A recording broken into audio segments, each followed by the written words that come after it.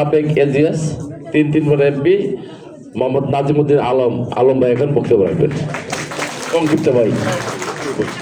চমৎকারভাবে তারা আমাদের নির্বাচনী কৌশলগুলো আপনাদের সামনে উপস্থাপন করেছেন এবং এই কৌশলগুলি আমরা যদি ফলো করি আন্তরিকতার সাথে আমরা অনেকটা কামিয়াব হতে পারবো। কারণ আপনারা এমন এক জায়গায় বসবাস করছেন আর এমন এক নেতার নির্বাচন করার জন্য এখানে এসছেন, এটা একটা বিরাট গর্বের ব্যাপার। আপনারা সৌভাগ্যবান, এমন একজন নেতাকে আপনারা পেয়েছেন এবং তার নির্বাচন করছেন। এটা যারা যারা আমরা নির্বাচনে অংশগ্রহণ করার জন্য আমাদের নেতার নির্বাচন করার জন্য এখানে আমরা সমবেত হয়েছি বা দায়িত্ব পালন করছি, ওয়ার্ড লেভেলে, থানা লেভেলে বা কেন্দ্রীয় লেভেলে, আমরা প্রত্যেকেই সৌভাগ্যবান। সবাই আমাদের আগামী দিনের প্রধানমন্ত্রী, আগামী দিনের রাষ্ট্রনায়ক, তার নির্বাচন করার সৌভাগ্য সবার আছে, সবার কিন্তু নাই। এদিক থেকে আমরা খুব ভাগ্যবান। এখন নির্বাচনটা ভাগ্যবান শুধু হলেই হবে না, এখন এখানে তাকে আমাদেরকে উচ্চ পর্যায়ে সম্মানিত করতে হবে। এটা আমাদের প্রত্যেকের নৈতিক দায়িত্ব। আমাদের পার্টির প্রধান, আমাদের প্রিয় নেত্রী দেশনেত্রী বেগম খালেদা জিয়া, আমাদের সকলের শ্রদ্ধার পাত্র, আল্লাহ তাকে জান্নাতবাসী করুক। আমাদের নেতা, স্বাধীনতার মহান ঘোষক শহীদ রাষ্ট্রপতি জিয়াউর রহমান, যার আদর্শ নিয়ে, দর্শন নিয়ে বাংলাদেশে এমন একজন ব্যক্তি যেটা বিরল, তার মতো একজন সফল রাষ্ট্রপতি, সফল আপনার নেতা এই স্বাধীনতার পরে এই 55 বছরে কেউ দেখছেন? শহীদ রাষ্ট্রপতি জিয়াউর রহমানের মতো একজন নেতা, সফল ব্যক্তি আছে? এটা আমাদের গর্ব করার ব্যাপার। আমরা তার দল করি, আমাদের প্রতিষ্ঠাতার চেয়ারম্যান, এটা আমাদের বিরাট গর্ব। জিয়ার সৈনিক আমরা। শহীদ জিয়া এমন একজন ব্যক্তি, একজন আছে, বহুত বড় বড় নেতা দেখছি, কারাবরণ করছে, এই করছে, সেই করছে, কত নেতা দেখলাম যারা রাষ্ট্রপ্রধান হয়েছে। এরশাদ বলেন, শেখ মুজিব বলেন তো দেখি আমাদের নেতা শহীদ জিয়াউর রহমানের ধারে কাছে আছে? আছে? ধারে কাছে দেখিয়েছেন তার জানাজা, শহীদ জিয়ার জানাজা মানিক মিয়া অ্যাভিনিউতে, এই দক্ষিণ এশিয়ার ভিতরে ওই সময় যখন 7 কোটি 8 কোটি মানুষ, সেই সময় মানিক মিয়া অ্যাভিনিউতে 30 লাখ লোকের জানাজা, ওই সময়কার সর্ববৃহৎ জানাজা। আবার দেখেন আমাদের যে নেত্রী বেগম খালেদা জিয়া, বিএনপির চেয়ারপারসন, তার সাথে শেখ হাসিনার তুলনা হয়? তুলনা হয়? সেই নেত্রী একজন সফল নেত্রী, আপসীর নেত্রী। কিভাবে? 82 থেকে 90 উনি একজন গণ-অভ্যুত্থান সামরিক জান্তাকে পরাজিত করেছেন, পরাভূত করে প্রধানমন্ত্রী নির্বাচিত হয়েছেন। কারণ এরশাদ আমাদের কাছ থেকে, নির্বাচিত সরকারের কাছ থেকে ক্ষমতা নিয়ে উনি আবার এসছেন ক্ষমতায়। তারপরে তাকে আবার আমরা উৎখাত করেছি বেগম খালেদা জিয়ার নেতৃত্বে 90 সালে, এবং খালেদা জিয়া পরে প্রধানমন্ত্রী হলেন।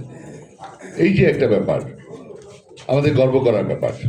বিএনপির মতো অর্জন আওয়ামী লীগের আছে? আওয়ামী লীগের অর্জনটা কি?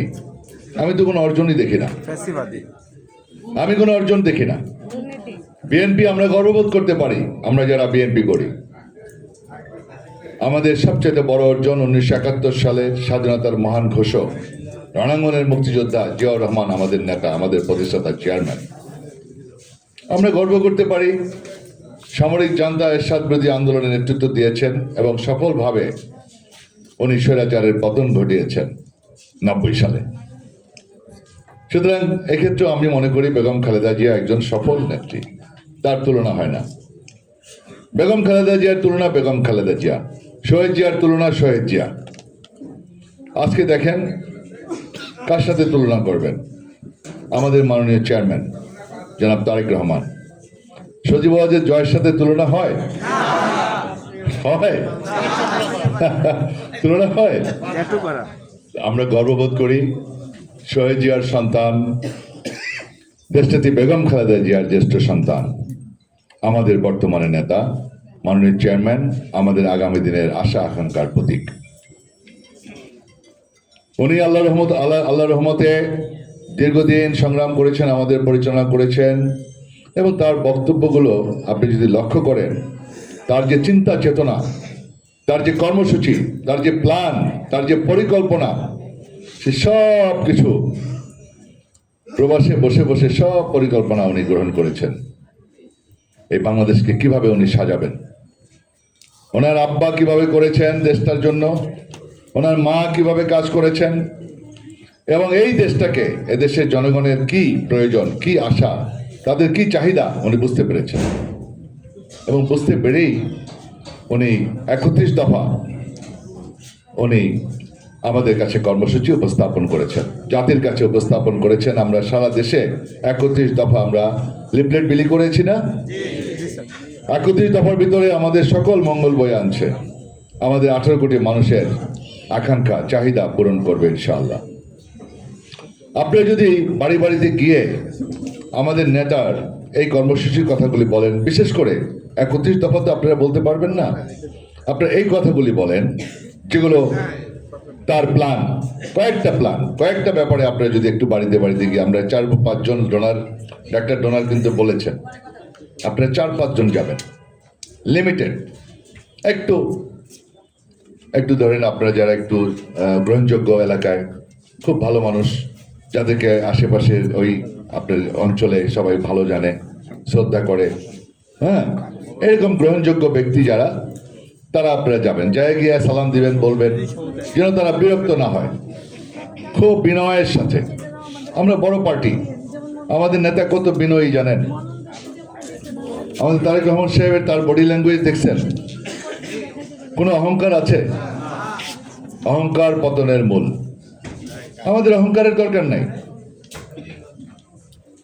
অহংকার পতনের মূল। আমরা পড়ছি না, প্রাইড গোজ বিফোর ফল, পড়েছি না ছোটবেলায়? আমরা অহংকার করব না। যত বড় হবেন, যত বড় পার্টি, আপনাদের অহংকার দেমাগ কম করবেন, বড় হবেন, কোনো দেমাগ দেখাবেন না, অহংকার দেখাবেন না। আমরা কোনো প্রতিহিংসা রাজনীতিও করবো না। আমার নেতা বলেছেন কোনো প্রতিহিংসা না, আমাদের তো হিংসার দরকার নাই, আমাদের পার্টি তো বড় পার্টি, আমাদের চিন্তার দরকার কি? বিনয়ের সাথে আমরা যাব, যাই অ্যাপ্রোচ করবো কি? দেখেন, আপনাদের জন্য ফ্যামিলি কার্ড দেওয়া হচ্ছে, একটা পরিবার স্বাবলম্বী হবে। আপনাদের জন্য স্বাস্থ্য সেবা নিশ্চিত করা হবে, হেলথ কার্ড দেওয়া হবে। আপনাদের জন্য, কৃষকদের জন্য আমরা কৃষি কার্ড, এগ্রিকালচার কার্ড দেওয়া হবে, কৃষকদেরকে স্বাবলম্বী করার জন্য। জিয়াউর রহমান দেখেছিলেন স্বপ্ন, আমাদের বাস্তবায়ন করেছিলেন স্বনির্ভর বাংলাদেশ। চাল রপ্তানি করছে না জিয়াউর রহমান? জিয়াউর রহমানের সন্তান সেভাবেই চিন্তা করতেছে, 18 কোটি মানুষকে কিভাবে তাদের চাহিদা পূরণ করা যায়। উনি জানেন, উনি খুব ভালো করে জানেন, সব চিন্তা ভাবনা করে, গবেষণা করে উনি পরিকল্পনা করেছেন। 1 কোটি যুবককে, ছাত্র যুবককে, বেকার যুবককে চাকরি দিবেন, চিন্তা করছেন? আমাদের আর চিন্তা কি? এত বড় পার্টি আমরা, ইনশাল্লাহ সামনে নির্বাচন হলে জনগণ আমাদেরকে ভোট দিবে না, কাকে দিবে? আপনাদের প্রতিপক্ষ তো নাই, আওয়ামী লীগ আছে, চিন্তা কিসের? আমাদের খুব অন্য যারা যারা ক্যাম্পেইন করবে তাদের সাথে আমাদের কোনো প্রতিহিংসা নাই। আমার নেতা বলছে কোনো প্রতিহিংসা নাই, যার যার কাজ তারা করবে, তারা ক্যাম্পেইন করুক, তারা যেখানে ক্যাম্পেইন করবে সেখানে আমরা যাব না, দরকার নেই। এটি হলো ডেমোক্রেসি। আমরা বহুদলীয় গণতন্ত্রে বিশ্বাস করি। আওয়ামী লীগ নাই, মাঠে যারা আছে, যে মার্কা নিয়ে ইলেকশন করবে করুক, করতে দেন, লেট দেম ডু। আপনি আপনার কাজটা করেন, আপনি আপনার কর্মসূচি নিয়ে যান, আপনি আমার নেতার সালাম দেন, ব্যাস কাজ হয়ে গেল। আমরা নির্বাচনটা সুষ্ঠুভাবে নির্বাচনটা হবে, গ্রহণযোগ্য নির্বাচন হবে, মানুষ যেন দেখে, বিদেশি পর্যবেক্ষকরা আসবে, একটা সুন্দর হেলদি একটা কনজুনিয়াল অ্যাটমসফিয়ার তৈরি হবে, একটা পরিবেশ তৈরি হবে। কেউ যেন বলতে না পারে যে পরিবেশ নাই, গুলশান বনানীতে ক্যান্টনমেন্টে পরিবেশ নাই নির্বাচন করার। আমরা চাই একটা সুন্দর পরিবেশ, ঠিক কিনা? আমাদের রেজাল্টটা বের করে আনতে পারলে হলো। আমাদের এজেন্ট থাকবে, আমাদের প্রত্যেকটা ওয়ার্ডে ওয়ার্ডে কর্মীরা যাবে, সমস্ত জায়গায় অফিস থাকবে, সুন্দরভাবে ভোটটা হয়ে যাবে। ভোটটা হয়ে গেলে পরে রেজাল্ট তো ইনশাল্লাহ আল্লাহর রহমতে আমরা তো জানি, অনেকেই এই দেশের মানুষও জানে রেজাল্ট কি, ফলাফল কি হবে। বড় পার্টি আমরা, বারবার ক্ষমতায় এসছি আমরা, এই দেশে অবদান আমাদের, আমার নেতা শহীদ জিয়ার অবদান।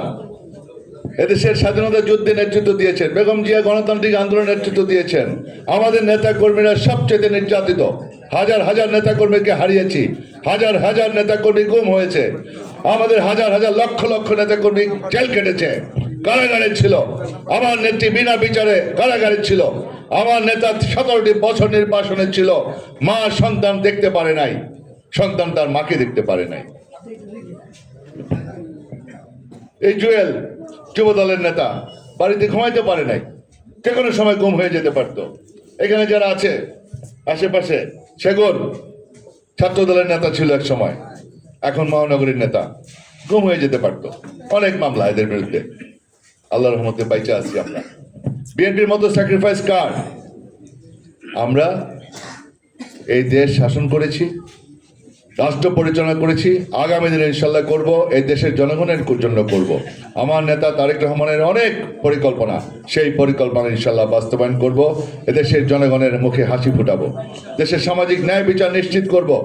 নারী সমাজের একটা রাজনৈতিক দল, তারা জুলাই সনদে আপনার কি বলছে, স্বাক্ষরই দেয় নাই, আবার সংস্কারের কথা বলে। আরে সংস্কারটা আমার নেতা শহীদ জিয়া, আমার নেতা শহীদ জিয়ার জ্যেষ্ঠ সন্তান তারেক রহমান সাহেব তো সংস্কারের প্রথম নিয়ে আসছে 31 দফা।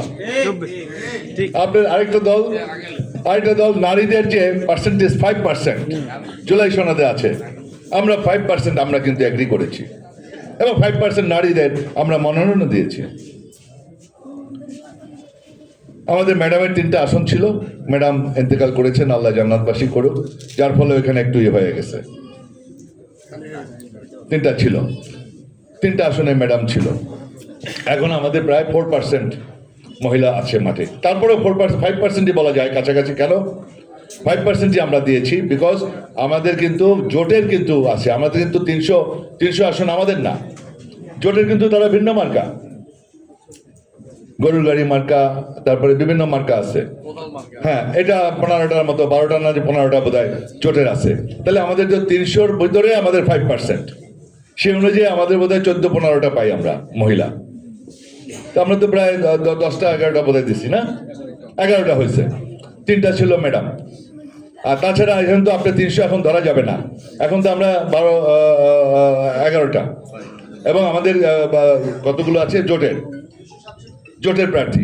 সুতরাং আমাদের কিন্তু প্রায় 5%ই আছে, আমরা কিন্তু 5%ই রাখছি।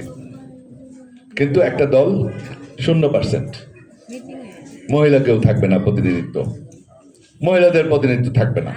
আমি নাম বলবো না, আমি কাউকে খাটো করব না, কাউকে নাম বলে আমরা ছোট করতে চাই না। কিন্তু একটা রাজনৈতিক দল তারা 1%ও চায় নাই, 0%। সুতরাং এগুলি টেকনিক্যালি বক্তব্য আমরা রাখবো, আলটিমেটলি মহিলারা ভোট দিব আর আচ্ছা, এই জন্য আমরা টেকনিক্যালি কথা বলবো। আমাদের যে কাজ, আমাদের কর্মসূচি নিয়ে আমরা যাব, আমাদের চিন্তা চেতনা নিয়ে মানুষের দুয়ারে যাব, সালাম দিব তারেক সাহেবের, আমাদের দেশের প্রধানমন্ত্রী হবে, এইখানে নির্বাচন করছে, আপনারা আন্তরিকভাবে কাজ করবেন। আপনারা যে কাজটা দেয় এটা দয়া করে, আপনাদের গর্বিত সন্তান, আমাদের অহংকার, আমাদের নেতা তারেক সাহেব এখানে দাঁড়াচ্ছেন। সুতরাং সবাই আন্তরিকভাবে আপনারা কাজ করবেন, ইনশাল্লাহ আপনাদেরকে ব্যাপারে ডোনার বলেছেন, আপনাদের তথ্য থাকবে, ভবিষ্যতে আপনারা ইনশাল্লাহ পুরস্কৃত হবেন। সবাইকে আমার আন্তরিক সালাম, আবার দেখা হবে। সবাইকে আমি সালাম জানিয়ে আমি আমার বক্তব্য শেষ করছি। আল্লাহ হাফেজ, বাংলাদেশ জিন্দাবাদ।